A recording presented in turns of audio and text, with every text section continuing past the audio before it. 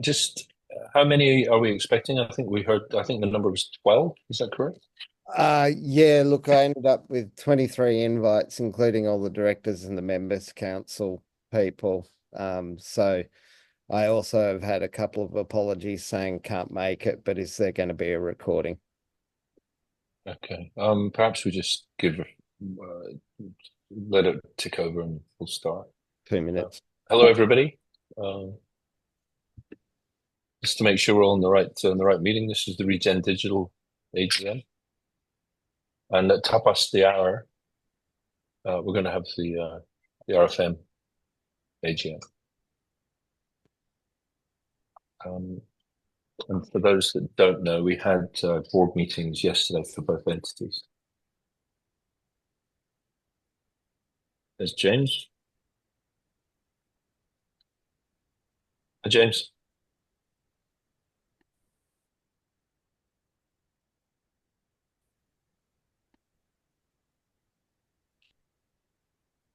Okay, it's I suggest we just start. So yes, welcome everybody. We're here for the Regen Digital annual general meeting.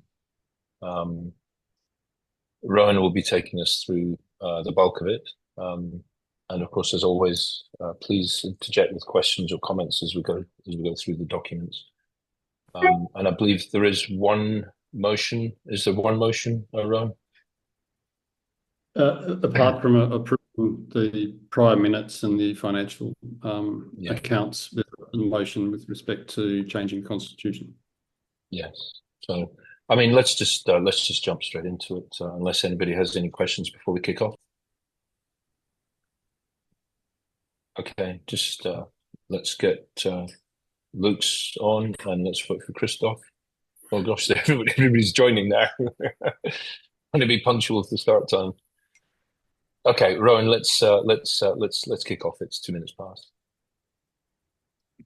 You're going to be sharing your screen, right? I'll share my screen now. Yep. Yeah, great, thanks. Bring up the deck. All good. And so over to you, Alan, if you want to do the intros.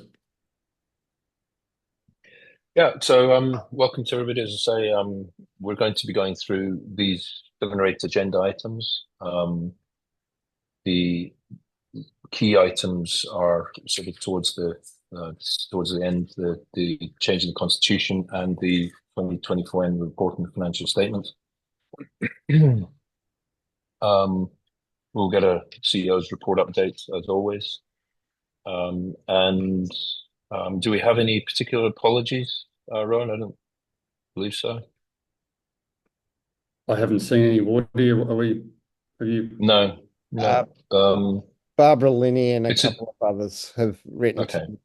in the last hour, but I haven't put them onto the agenda.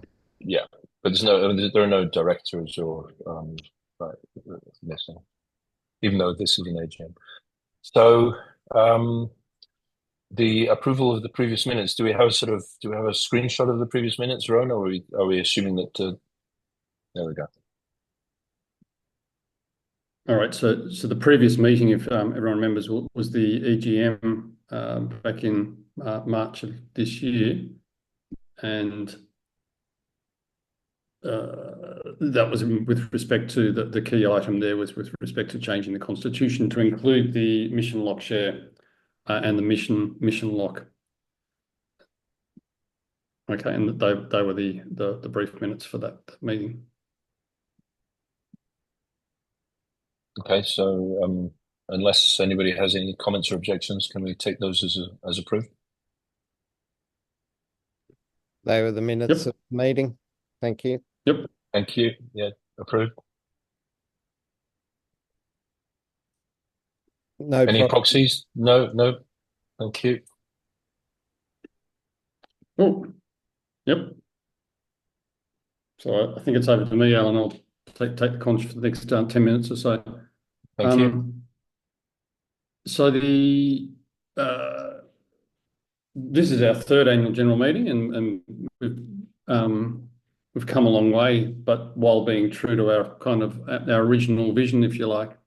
And so last year, this was the AGM. This was the kind of I suppose the summary of our technology roadmap about how we see the future for Regen Digital, and we're still running to these same objectives, that we're looking to help farmers understand opportunities, manage projects, and manage claims.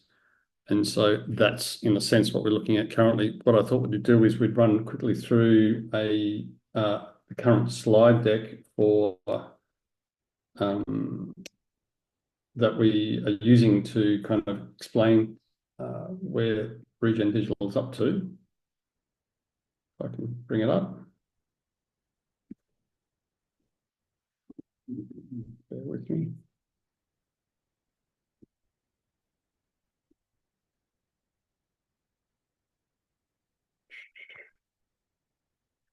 This will be very familiar to most people, so I'm going to run through it incredibly quickly. So our mission embedded in our constitution is as stated on the left-hand side. So, and that remains the same, and that was what it was embedded in the constitution back in March of this year, to create technologies that will enable our members to be rewarded for delivering environmental benefits while promoting farmer control, security, and privacy of farm data.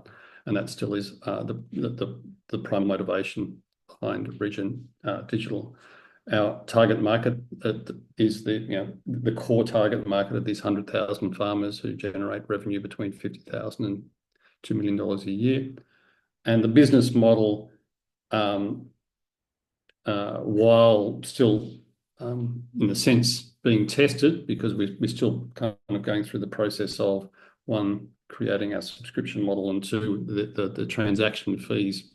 We haven't yet arrived at a place where we're actually charging transaction fees, but this is the model that we're striving towards, and it remains consistent with where the market seems to be heading. It's the idea being that farmers will pay a basic subscription in order to become a member of the mutual, and to have some sort of a level of commitment to the platform, and then they members would pay the premium subscription in order to access the additional functions that the platform provides. And that on the flip side, that we're aiming to enable farmers to be compensated for or incentivized for delivering sustainable outcomes on farms. And as a result of that, we're aiming to enabling that through Regen Digital. We're aiming for the platform itself to be receive part of that compensation, which is what that transaction fee talks to. And so when we talk about the market opportunity, we model that on the basis of growing number of subscribers. We're aiming to be ultimately 1 in 5, 1 in 4 farmers to be within our target market to be using Regen Digital.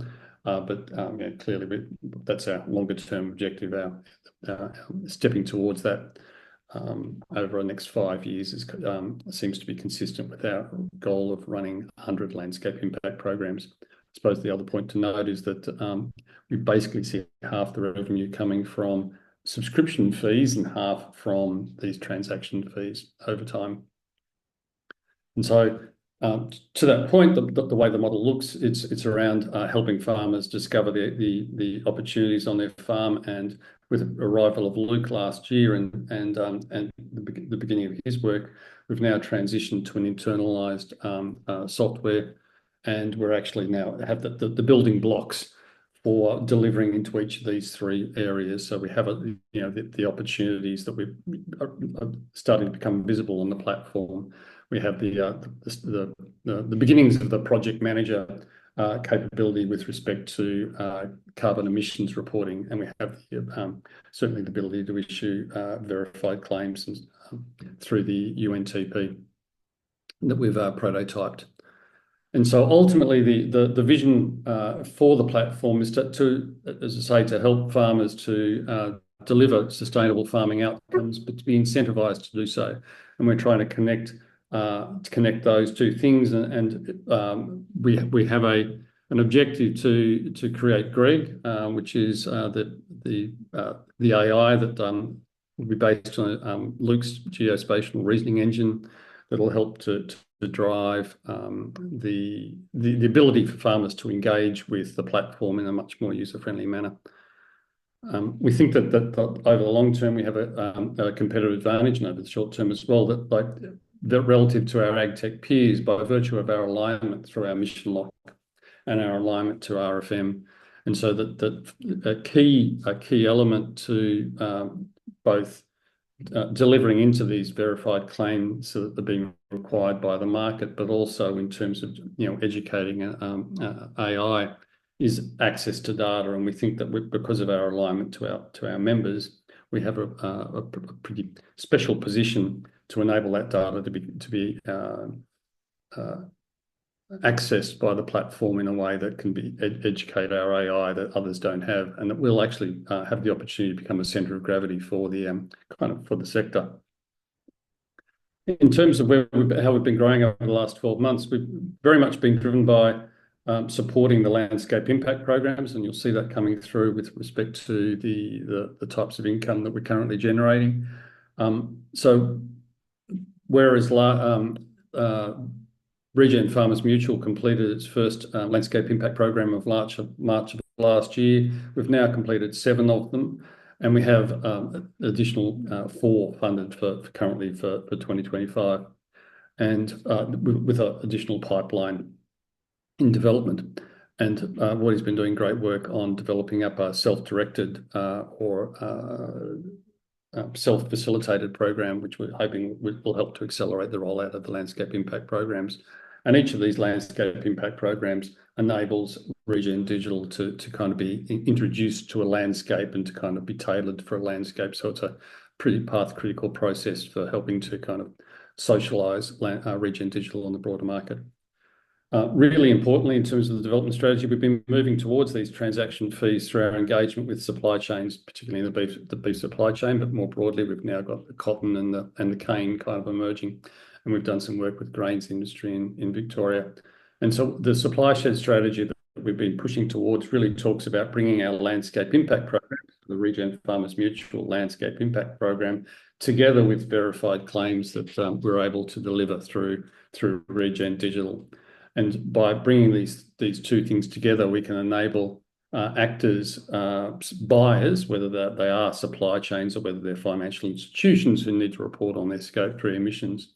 We enable those buyers to be able to identify interventions or actions that can be undertaken at scale in the landscape to deliver the environmental outcomes that they need. We can mitigate greenwashing risks for those buyers with respect to reporting, and that's key for them. So they can effectively outsource those the audit and the verification process to a trusted entity like Regen Farmers Mutual. And really importantly, we can start driving towards return on investment and delivering a real clearly understandable return on investment for those buyers with respect to the incentives they provide. On the tech development side, Luke's been going great guns on developing the platform. As I say, at the start of the year, we were very much anchored around the open team ecosystem that we've been prototyping with. And with Luke coming on board, we've internalised that, and we now have our own platform that has an integration with the Agricultural Innovation Australia emissions calculator. We're one of their kind of leading case studies now, it'd be fair to say.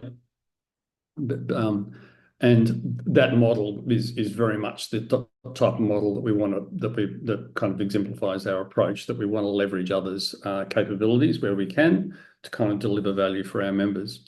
As I say, the opportunities finder is kind of nascent. We have a number of opportunities on there currently with respect to Victoria. The verified claims has been driven out of the project we've had with the Department of Ag, traceability grant number 1, and we've won a second grant with respect to that traceability program, which will now enable us to kind of test the value of claims and to really socialise the UNTP with a range of buyers. So it becomes a way for us to talk to corporates that effectively may not wish to engage with us because we're a bit on the smaller scale, so to speak.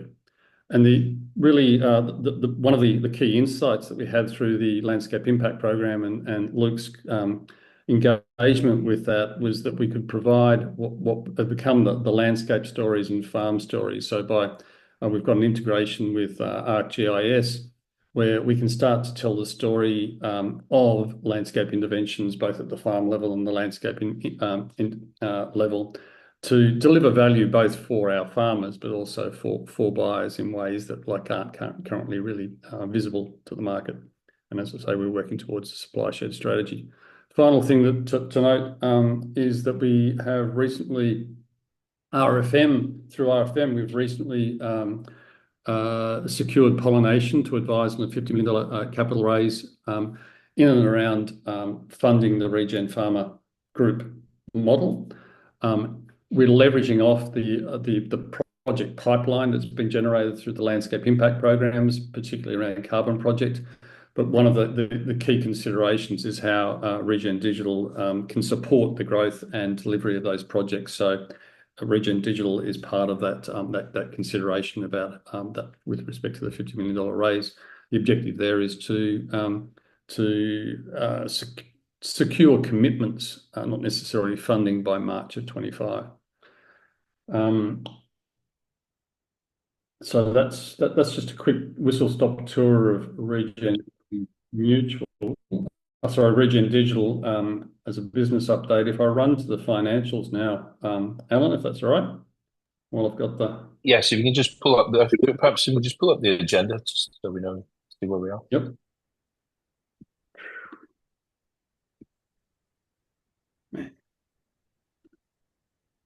Out of practice, buddy.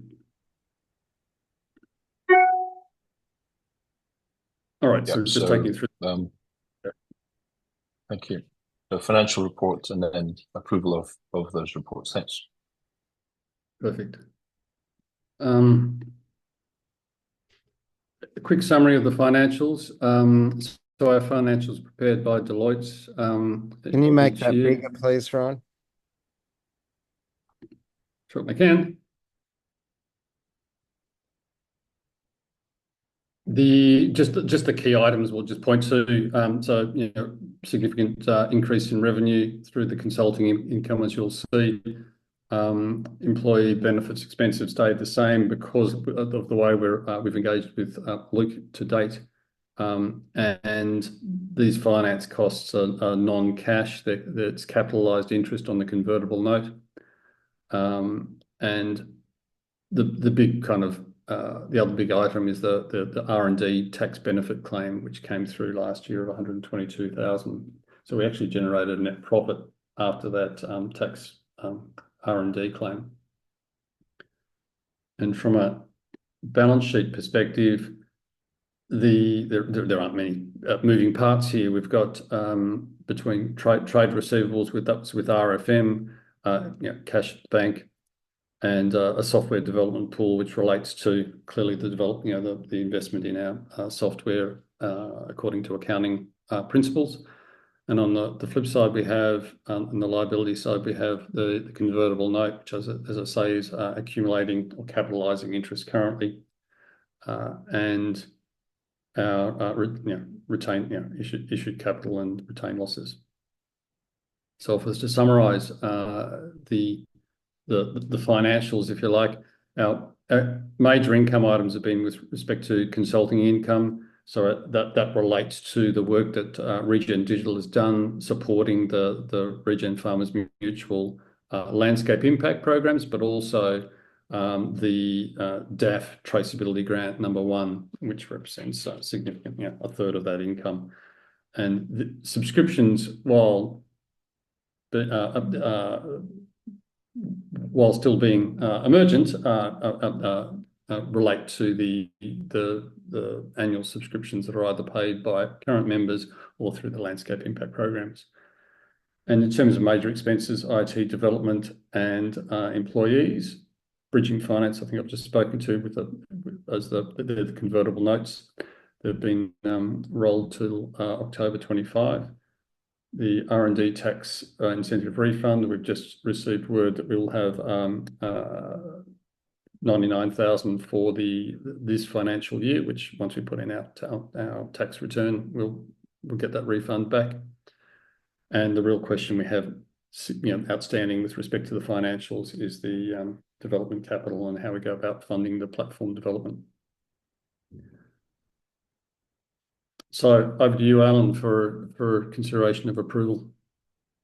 Thanks. Before we approval, are there any questions on the report or on the financials that Rowan just presented? Okay, so with that, can we take as approved those financial statements that were presented just now? Supported. Thank you very Yes. much. Yeah, thank you very much, both of you. So those are approved. Where are we now, Rowan? Oh yes. So you'll recall, well, we've already briefly touched on this, but at the EGM in March, there was a change in the constitution to introduce the concept of a mission lock share. Having discussions with a series of investors and indeed different types of investors, including venture capital, we realized that structure and that mechanism of mission lock share had the potential to create some conflict between RFM as a shareholder of digital or Regen Digital and other shareholders. I'm aware that there were 3 or 4 meetings that took place over the Australian winter, perhaps between June and September, that we should rewrite the constitution, taking away the mission lock mechanism, and that the social mission that the mission lock share was seeking to address could be better enabled through some commercial arrangements. And as such, we are proposing here, and Rowan will go into a little bit more detail if you wish. We're proposing that we approve a change in the constitution at this AGM. Rowan, is there anything to add to what I just introduced? Probably the only other thing to note, which is that last point there, that that one of the perverse things about the mission lock mechanism is that we currently have introduced is that the mission lock shareholder, being RFM, will have the majority, super majority vote with respect to this resolution at this AGM by virtue of the fact that they have the mission lock share. So it's kind of under the way the constitution is currently written, the mission lock shareholder has this super majority on any decision that would affect the mission lock this mechanism within the constitution, and by virtue of we're voting on removing it, the mission lock shareholder is effectively the entity that'll be approving it. And so I think that it's probably worth noting that the RFM board has met and has yesterday and has confirmed that Andrew Ward will be voting as the mission lock shareholder today. And in that respect, thank you. And in that respect, from RFM's perspective, we tried to provide level of security into that, statement that we have at the front of our constitution about protecting privacy, data, security. And that was the reason, the motivation for putting in the mission lock share. What we subsequently found that without the commercial arrangements in place and relying totally on a governance relationship, it smelt to various pools of capital, but it was also fundamentally restrictive to Regen Digital in enabling it to seek customers outside of Regen Farmers Mutual in either different jurisdictions or different landholders or integrated with other people. And it would compound already misconstructed ideas around Regen Digital and Regen Farmers Mutual's relationship, which has to be a sovereign relationship, but a mutually beneficial one. And so with that, in the space of 12 months or since March, we've introduced a mission lock share and are now removing the mission lock share. And with the vote of Regen Farmers Mutual, I propose that mission lock share be removed and replaced. Perfect. Well, thanks, Woody. What I might do is just to specifically talk to the clauses that'll be changed. So I'll show you the constitution in just a second, so everyone has a visual of it. But effectively, what we're doing is we're keeping the mission, but removing the emission lock share, so that the social mission remains, but it says it'll be a key consideration in all commercial and legal arrangements. So it's up to the board too. It's an obligation on the board to consider the social mission, but there isn't this mission lock as a mechanism. But by virtue of that, we then need to change the only other clause we need to change is 21.3, which talks to it currently says the mission lock shareholder has the power to appoint 2 directors. And so because we're removing that mission lock share, we need to kind of find another way to express that. And so we're replacing that with Regen Farmers Mutual, while it's maintaining a shareholding of more than 25%, it has the ability to appoint 2 of the 5 directors. And it's used that capability currently under the current constitution to enable Jack and Liz to be appointed to the board. Nope. Christoph and Stephen. Christoph and Stephen. Oh, pardon me. You're right.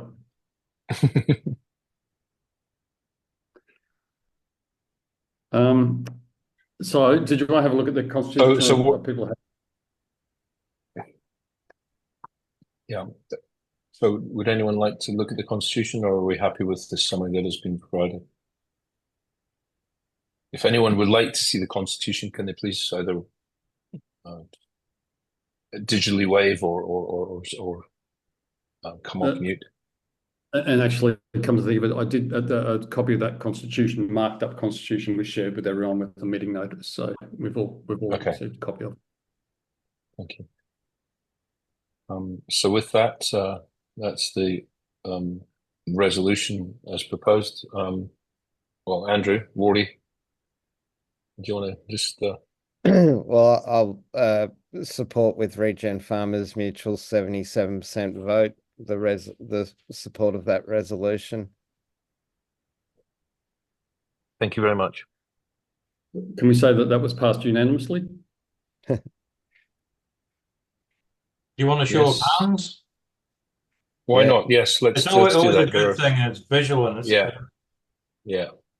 So I can see Jack, Stephen. I can't see everyone else. Hang on. Barbara, yes. James, yes. Liz, yes. Who's that down there? Is it Stephanie? Is it? Yes. Barbara. Okay, I think we've got unanimous. You're unanimous. Well, I'm not sure about Rose. I did have my hand up. I don't know if my camera's working. Oh, there's a thumb. There's a thumb. There's a digital thumb. So we're good. So yes, that is unanimous. Thank you very much, everybody.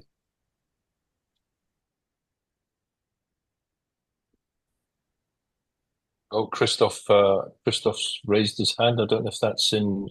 Christoph, would you like to say something, or is that you acknowledging voting? Yes, thank you. Yeah, no, that was me voting digitally. Okay, thank you very much. Thank you very much. Rowan.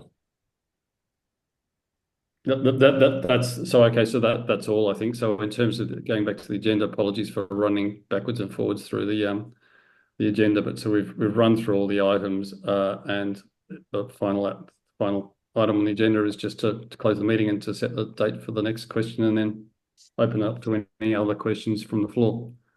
Great, thank you. So as you see there in front of you, we will, as per the Constitution and companies and asset regulations and what have you, we will have the next AGM prior to the end of November 2025.